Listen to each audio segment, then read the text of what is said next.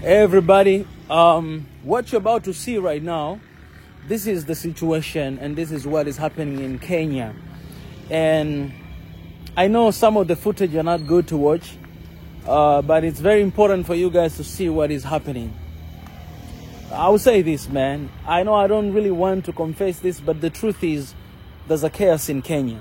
So the footage that you're going to see is the reality of what's going on the ground. And why I'm sharing this video, because I want to get your opinion, guys, in the comment section. First of all, let's pray for the peace of people of Kenya, because a lot of people are dying and some of them are injured. Most of them are injured, but we have a role to play. First of all, we pray for the peace of Kenya. Second, let us know, what do you think it should be done? What is your call to our Kenyans, brothers and sisters in Kenya right now? What is your call to them? What do you think should be done? First of all, let's go and watch this video.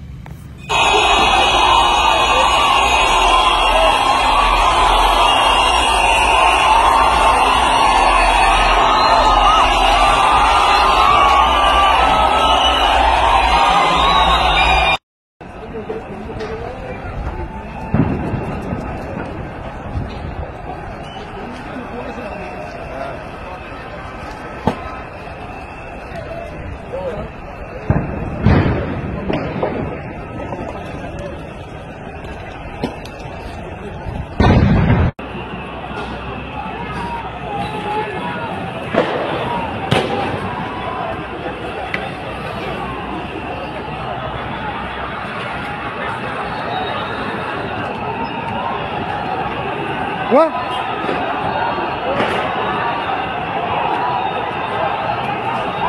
This crowd is massive, man.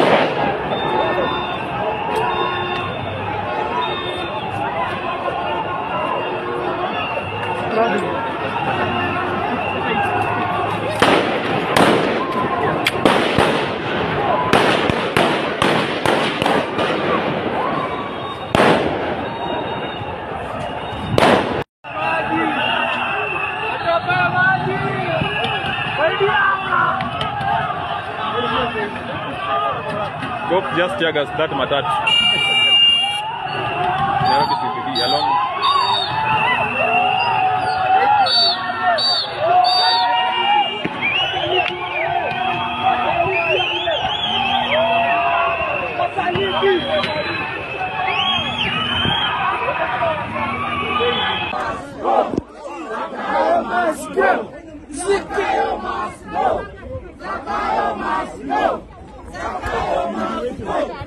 Zakayo must go! Zakayo must go! Zakayo must go! Zakayo must go! Zakayo must go! Zakayo must go! Zakayo must go! Zakayo must go! Zakayo must go! Parliament is under siege,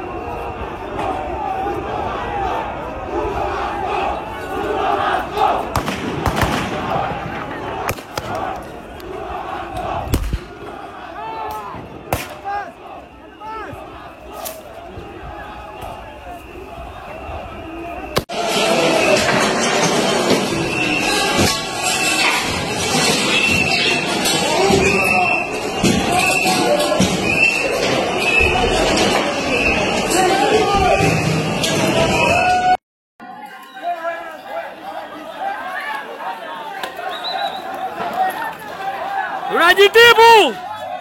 Tunajitibu! Wakuje!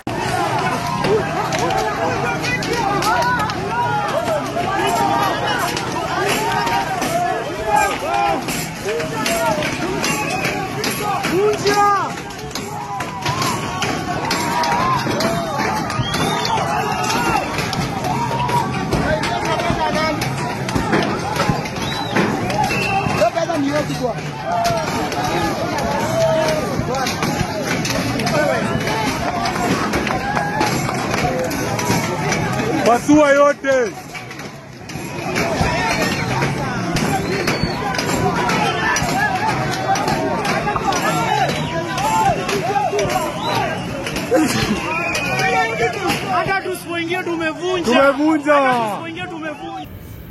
Guys, my thoughts and prayer are with the people of Kenya.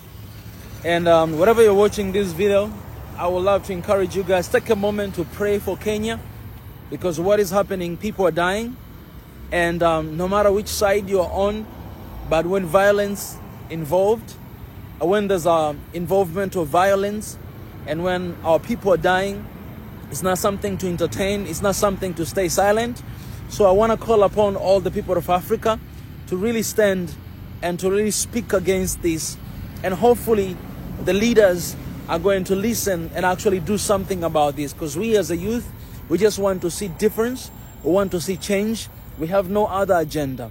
And looking at the people of Kenya, the reaction they're taking, it shows that they've been perhaps struggling for a while without being heard. I heard the president, he spoke on Sunday that he's actually congratulate people for speaking up.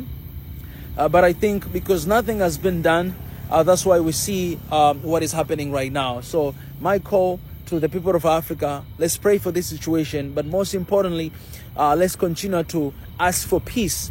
And I hope, the decision actually basically for this case is in the hands of the leaders of Kenya. And it's up to them. It's up to them to press the button and things to change.